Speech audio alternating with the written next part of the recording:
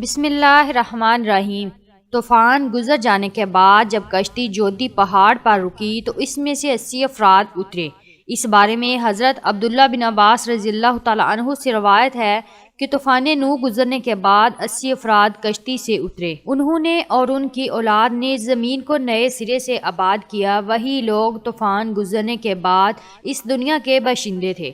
حضرت امام ابن عساکر رحمۃ اللہ علیہ اپنی کتاب تاریخ دمشق لابن عساکر میں لکھتے ہیں کہ حضرت آدم علیہ السلام کے دنیا میں تشریف لانے سے لے کر اب تک 9288 سال گزر چکے ہیں، اور حضرت نوح علیہ السلام اور حضرت موسیٰ علیہ السلام کا درمیانی وقفہ 1907 سال ہے۔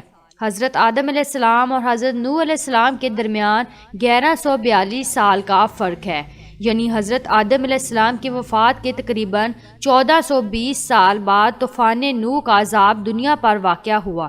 جب یہ 80 لوگ کشتی سے اترے تو یہ شروع میں بابل کے ارد گرد آباد ہوئے، اور وہاں انہوں نے ایک بازار بھی قائم کیا جس کو سوق شمانین یعنی 80 افراد کا بازار کہا جانے لگا۔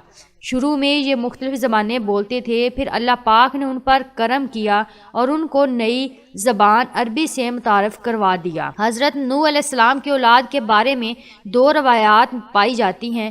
پہلی روایت یہ ہے کہ طوفان سے قبل حضرت نوح علیہ السلام کی کوئی اولاد ہی نہ تھی، جبکہ دوسری روایت جو کہ کافی مسند ہے کہ طوفان سے حضرت نوح علیہ السلام کی اولاد موجود تھی، جبکہ ان کے بیٹے سام کی عمر 98 برس تھی۔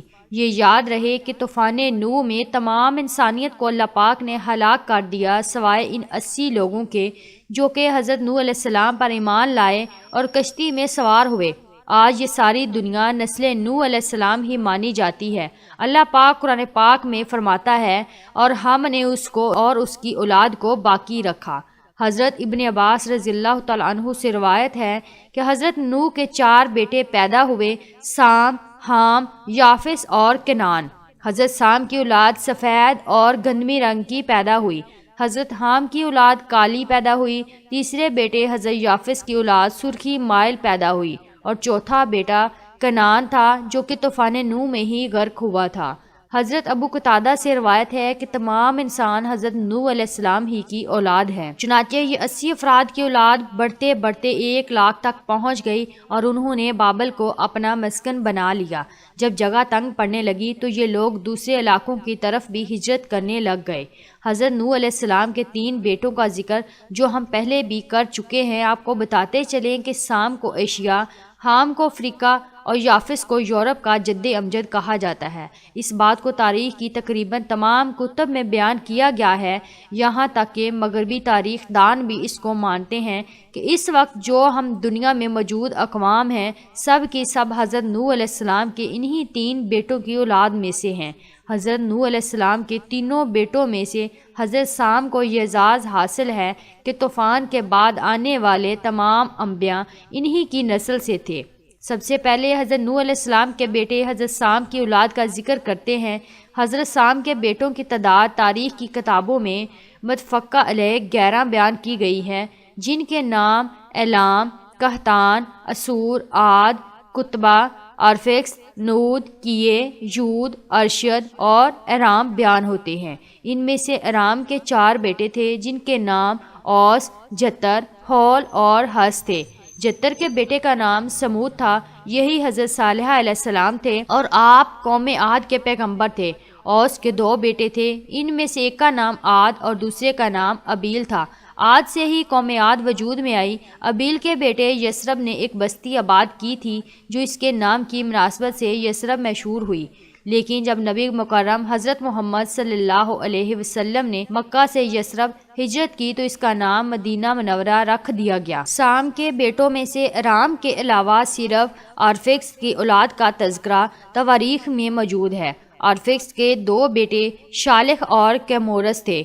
کیمورس فارس کا جد امجد بنا۔ کیمورس کے 6 بیٹے عراق، فارس، سیامک، شام، تور اور دمغان اپنے اپنے علاقوں اور ان کی نسلوں کے مورث اعلیٰ کہلائے۔ ان میں سے سیامک کے بیٹے ہوشنگ کو فارس کے باشندوں کا جد امجد کہا جاتا ہے۔